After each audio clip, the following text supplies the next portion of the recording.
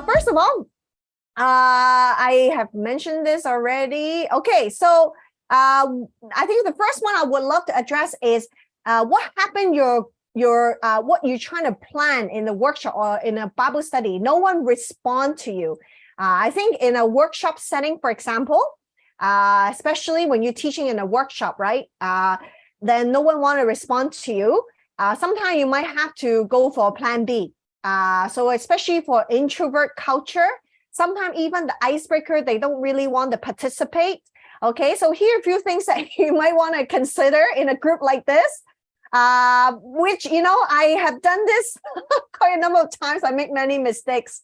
I taught in a culture that is a closed culture, closed country. Okay, so it's not even safe for them to turn on the cameras. Priscilla know what I'm talking about because we are doing this together. So the group is very sensitive in a sense, so it cannot really turn on the camera. So you can't really interact. You cannot even see the face. So what can we do? Okay, a few things that we can do here. If you are having a group like this, more or less, here are a few things you can do. Test the water first. See how the group asks a question. No one, really responded to you. You might have to go plan B. So that's some of the things I will share with you. You might want to switch to the DJ mode. I call it DJ mode. Have you noticed in the radios? Those DJ is amazing. Okay? Amazingly engaging, right? They don't see your face, but they talk so like their voice. They can entertain themselves. They don't really care. They have a great time talking. Now, some situations, you might have to pretend, visualize people are participating, especially those who turn off the camera. You have to visualize or fake to tell yourself, okay, they're not tuning out. Okay, it's okay, because sometimes you can be very discouraged, right? If you already feel they're not listening. Okay, your mindset envisioning the people's face. Maybe tell us stories about yourself, testimony, illustrations, and then some of the activities you can do if they don't want to show their face. Maybe polling. Okay, maybe they're willing to participate. It's not so risky. They don't have to share too much. So a polling. Or activity doesn't require too much interaction, maybe a breakout room, speak in a smaller group, self-reflection questions, or ask them to type in the chat, something that's not too personal or sensitive. Okay, so here are a few things. If the group is not talking, they're very quiet. You try so many things, still very quiet. Now, here are a few things maybe at the beginning. Remember, we talked about icebreaker. It's important to connect first. Okay, before you even teach the content, get to know each other first. Just now, we break it into 2-2-2, right? Have you noticed? Everybody participate, right? Even though whether, you have a good discussion or not, regardless, but you're forced to have a connection with the other person. So maybe sometimes people are shy. They don't want to talk to big groups, 2 people in a group. Give encouragement intentionally.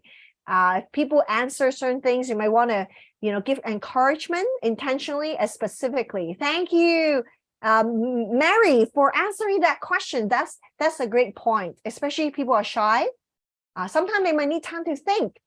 So sometimes you might not want to answer your question too quickly. Of course, depends on the situation, right? Someone, you wait so long, so no one answer. You might want to answer first, briefly, so people know what you're asking. Mentally taking note who are the quiet people that you might want to draw them out, maybe ask them read the passage. Sometimes that will help them open their mouth, okay, so that they're willing to share more. Discuss in a smaller group as I share. Clarify, rephrase the questions. You might use shorter sentences or simple words. Sometimes they might confuse what you're asking them. Don't ask questions to the entire group. Sometimes maybe they feel offended or kind of weird. Maybe name a person, specific person, to answer that question, and maybe ask the person, ask the next person. And sometimes maybe ask people raise a hand, maybe they don't want to, or pass the ball. You remember one time we did the invisible ball, you can pass it to someone, play a little game, or call 2 to 3 people to answer. Maybe instead of asking, oh, Ruby, can you answer that question? Maybe Ruby feel very shy, she doesn't want to answer. So you say, oh, Sonia, Ruby, or Vita, can any one of you can answer that question so that they, Ruby don't feel so embarrassed if she doesn't have the answer, right? So that at least 3 people, feel so embarrassed. Ask 2 or 3 people to share. Unmute yourself in a quiet room, of course, in a Zoom setting. If it's quiet, you can do that. Watch the slightest body movement when people moving forward, or, make a little, sometimes observe the body language as well. Sometimes you might have to change your strategies, right? As I mentioned before, do a self-reflection, polling, type in the chat, change it a little bit. Okay, ask follow-up questions. Okay, so does it make sense? Yes. I hope it kind of helped a little bit to deal with some of the awkward situation where no one is talking. Okay, so here a few more I want to share with you, another different type of situations. So I want you to watch this video. This member or these members, some of the problems that you might experience in a group as well.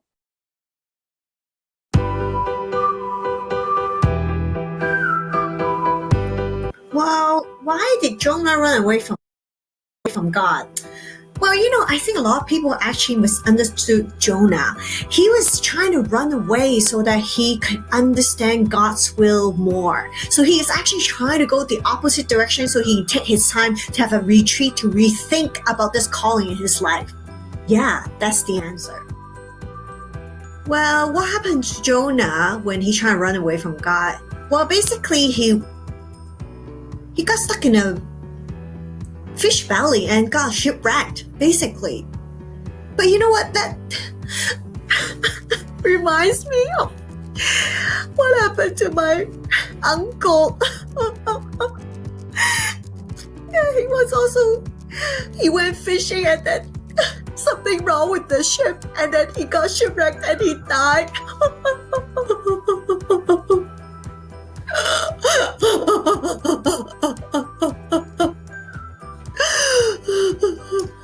Well, what happened to Jonah when he went away from God? So basically, he went on a boat and went to the other side of Nineveh, which is, I don't even know where that is. But basically, you know what? Actually, that reminds me of the cruise that I've been on. It was so awesome. And I got to tell you, the lobster was wonderful. Well, we always travel the first class. So the suite that we were in, it was amazing. And let me tell you, the boat, it was the biggest boat and the most luxurious boat in the whole world. So it was just so awesome. Well, it's wonderful to be rich, So you asked me this question about Prophet Jonah, and he was basically staying in a fish for 3 days. Now, let me tell you, what you probably don't know. That, this 3 days is actually a foreshadow of Christ. You probably don't know, right? So let me read you that passage, okay? It's in Matthew here. It says in Matthew 12:39-40. So Christ himself is also illustration of his own death and resurrection. Now, let me take you another passage. You probably don't know this one. Well, I have 2 degrees in different seminaries, just so you know. In 2 Kings, chapter 2 and 3, it's actually said Jonah was actually in the same time of in Elijah ministry. And he might be, in the same era as Elijah. Well, let me give you another example, okay? You probably don't know.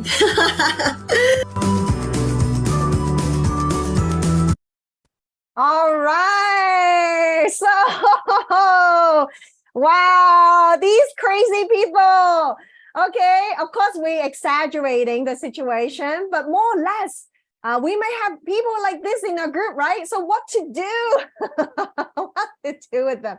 Okay, so let's go through each one of them, okay, and see how we can tackle different situations. All right. Okay, so the first one I want us to think about is if someone have a wrong answer. What do we do?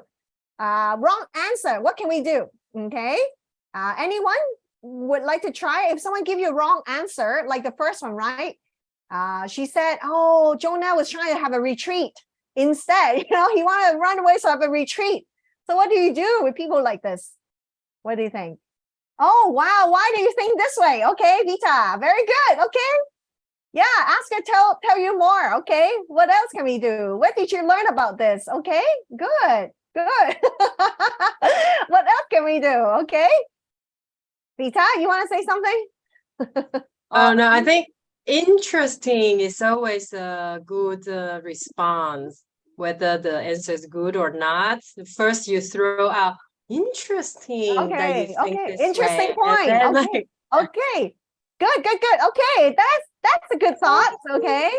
How about Mary? What do you think? Okay, maybe ask someone else to answer. Okay. I'll kind of summarize the correct answer at the end. The worst thing we can do is wrong answer.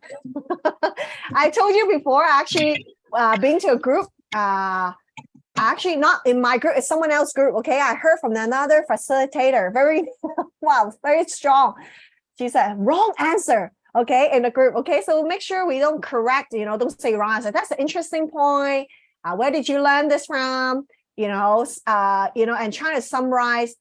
Sometimes summarize or ask another person, see you can get the correct answer. Okay, too emotional, too heated. Someone start crying or become very angry, right? I think in a lot of ladies group, usually that will happen, right? Especially crying. So what can we do when someone start crying in a group, very emotional? So our facilitator just stop for a while. Yeah. Okay, very good. So I experienced it also maybe in a situation people start arguing. Okay, in my back home, there one point our church gone through a very tough times, and so every Bible study would lead to a conversation of siding which side the church was talking about splitting, right? So the Bible study always become very intense. So it's not very fruitful. So here's a few suggestions. If someone's crying, maybe you also pause or give them a hug. If you have an assistant, maybe the person can take her out or him out, just to counsel and pray, or the whole group can pray together, pause, maybe pray for the situations. Or if something that it's very intense, like angry, people got very angry, it's like, oh, how about we discuss it after the class? Or maybe you can talk to certain members afterwards, right? What you're going through, what you mentioned, so that you don't linger in the group to talk about this too much. So how about someone is too talkative non-stop? Okay, I'm sure you all experience, right? How do we deal with that? Non-stop, talking non-stop. How do you stop them? Okay, so you set the ground rule first, right? Okay, please, because we want everybody to share, so maybe if possible limit our sharing to 3 minutes, 4 minutes, so kind of limit. Okay, oh, that's good. Let's give others a chance to talk. Faith, okay, very good. Faith here, catch her attention when she pauses. Say something like, yeah, so when she takes a breath, like, hey, thank you for sharing. Maybe you'd like to hear from someone else. Okay. Thank you, Faith. When the person starts, take a breath. Okay. Oh, thank you so much for sharing. Passes to someone else. Here are a few things that may be possible. Look for some keywords, kind of weave back, wait for the person. Oh, that's a wonderful point. I heard you said something, forgiving your friend, blah, blah, blah, and then trying to see if you can bring the person's back. Weave it back to your lesson, okay? So let's see what the passage talk about forgiveness. You kind of stop the person, or maybe just cut her off politely. Thank you so much for sharing, Mary. That is so interesting. We would love to hear more after the class. Let's go back to our study now. Wait until she takes a breath. That's a great point. We would love to hear more and call on someone else. The Bible study fellowship that I be part of, there's one trick that they teach. They teach the facilitator in case someone's talking nonstop. So in a physical group, that's how they teach. Okay, so let's say the person is here, she kept talking. So you would start moving your chair slightly, like back, the eye contact, avoid eye contact, and start looking at the people on the right, So physically, you kind of look the other side, okay? You may not move your chair, but avoid eye contact. Maybe, oh, thank you so much. And then you start looking at the other group. If that's a persistent case, that you can start looking at other people, like, what do you think? Kind of avoid eye contact. That might be one trick that you can try. Okay. How about people are, in the same way off the rabbit trail. Okay. So they talk nonstop and going nonstop. Wow, that's an interesting point. We would love to hear more. Let's stick with the questions and read the question again. Call on someone else to answer. Okay. Too informative, right? There is a person. Have anyone before in your group like this? They know so much. They want to tell you everything. Have you had people like this in your group? Yes. They want to tell you, oh, you're wrong. I know more than you, kind of thing. Their attitude. Okay. So, wow, for sure. I'm sure you know so much about this topic. I really appreciate your knowledge of the Bible. But for now, let's just focus on this one, that what we're studying on. Okay. So let me stop here. Any comments? Okay, so here are a few things that I want to, before we end this segment, something that we can consider of doing is, what if people don't understand what we're asking? Okay, what if people don't understand what we're asking? Have you had that experience before? You ask a question, no one answer. So if you think someone needs more assistance, this is something we can ask. Okay. Do you understand the question? Rephrase the question again. Do you think this is this or this? Okay. Sometimes they might not understand what you're asking. Okay. So give them options. Okay. Or if people don't answer, maybe wait a while. As I said before, sometimes people need time to think. Count in your heart 5 seconds, 10 seconds. Look at the facial expressions, right? Rephrase your question again. Clarify the question again. So ask the question again, maybe make it simplify, paraphrase that question. So if one or more students are puzzled about something in the reading, you might say, oh, I sense there's some confusions here. Does anyone have any questions or needed some clarification? Okay, if people don't know what you're reading or puzzled. What about if you don't understand what the person is saying? What do you think? How can we do that? If we don't understand, if the person don't know what we're saying, what can we do? That may be an accent or culturally you don't understand what the other person is saying. So what can we do in situation like this? We don't know what the other person is trying to say. What can we do? Ask like, did you mean this? Yes, very good. Did you mean this? Do you mean what when you say this? So you're trying to guess what the person is saying. Okay, somebody type that. Could you please explain to me more? Faith, ask a person to explain further, like what you did with me earlier. Okay. Yes. Okay. Very good. Okay, so here are a few things. What do you mean when you say this? When you say this, okay? Or can you refer, if there's a specific word you don't understand, what do you mean when you say this word? How does that fit into what we're studying here? Why did you use that word? Or if you think a person is confused in the positions being taken, would you explain your statement? Could you take us to the text and explain to us how you reason to your conclusion? Or ask someone else, maybe, what do you think about Linda's or someone else's comments? What do you think about Mary's comment or someone else's comment? Okay, so a few other things. If you think a student is incorrect use of word, you can clarify also. Why do you use this word? How would you define that word? Is that what the author intended? Or if the student talking too fast or speaking without thinking? I'm sorry, I don't quite follow you. Would you explain? Would you repeat your statement? Could you help us follow a bit closer what you're suggesting here? Okay. So hopefully this is some of the follow-up questions that will help us to clarify some of the situations that is, no one want to say anything. The question seems so awkward. People are confused.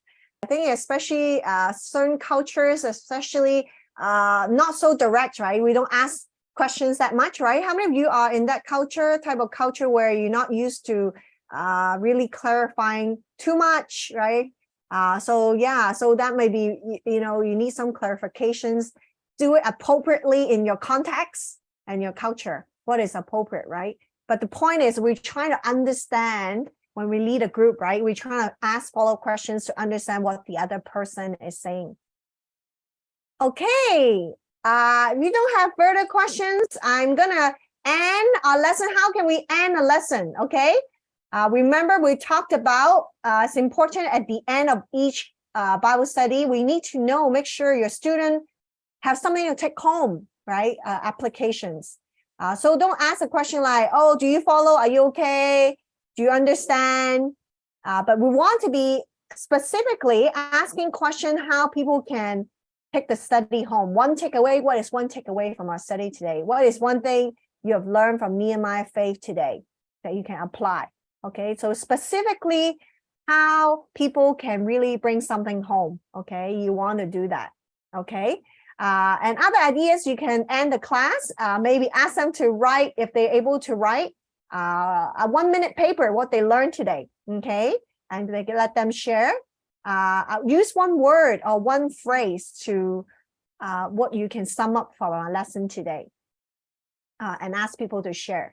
Also, maybe create, the young people, they love this, create artwork, maybe infographic or TikTok, even a song. One thing you've learned today, so they can post it on their social media. So for the young people, they might love to do that. Write one sentence summary to summarize what you learned. And this one is what, so what, and now what. So what is one thing that you've learned? And so what, why is it important to you? And now what, how are you going to apply today, next week? Okay, so what, now what? Okay, so asking them how they're going to apply today. Pair, share, and pray. So share one thing you learned today and pray for each other. This is always good. This one is always good because that really build bonding in a group and end the time well with the group. All right, last but not least, few things. How can we build an online community? I think is so crucial, especially if your group can only meet online. But I mean, in a physical group, you might have a different strategies, but it could be an online group, send personal messages, emails to your students. I find this is very helpful, especially to connect with students, that you send personal emails and messages. Don't send you send a mass messages for everyone, but personal, messages really adds to connecting the group. Take 2 people out for lunch, build relationship with them, social gathering, pray for students, and let them know you're also praying for them as well. So here we go. This is the end of our the facilitation training. We have spent most of the time, over Zoom talking about how to build rapport, icebreaker, and how we can ask good questions, how we deal with some of the difficult situations. So if you want to review some of these lessons, feel free to go to the YouTube.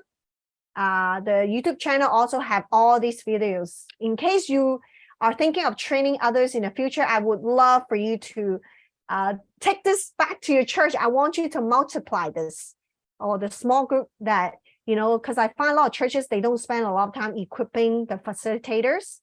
So this might be one thing that you can do, bring it back to your culture, to your context, to train up other small group leaders. I hope this is helpful to you. And last but not least, this is a summary. So this is what we talked about as a good facilitator. Build good rapport, eye contact, right? Welcoming, a smile, enthusiasm. Focus on people and relationship, not so much on the content and time. Encourage discussion. Don't answer your own questions, but try to simplify it. Give encouragement, participations, and be sensitive to the Holy Spirit leading. Sometimes in a group, sometimes you might want to cut short in certain area. Other thing, use simple language. Sometimes some of the group may be not so literate, so try to avoid some of the Christian terminology, something that is very difficult. Try to avoid that. Active listening, we talk about, so you need to look like you've been heard. Allow time for thought questions. Guided discussions, not a sermon, not for you to preach. A Bible study is not the time for you to preach, okay? Quick summary, quick recap, quick sharing. Review often, especially sometimes people might lost in between, so keep it brief and concise. Allow people of different view, okay? So don't judge. Build on each other's thoughts as the conversations among the group. Not rushing through. Be able to summarize people's viewpoints. Genuine, not fake. Good handle of time. Well prepared. Constant learner. You want to evaluate yourself. This is something I ask myself every class I taught or every Bible study I led. What can I do better? What have I done wrong? Is there something I can improve for next time? I see there's a huge learning things for us as facilitator or teacher. Ask your students, okay? Also ask their feedback, right? What are some of the suggestions you can give me? How can I improve? How can I be better? How can I better serve you? So this is something that I've been finding is very helpful for me, and I'm sure this is very helpful for you to grow. Know when to talk and when not to talk as a facilitator. Out of love, you let people talk as well. Engagement, emphasize the positive.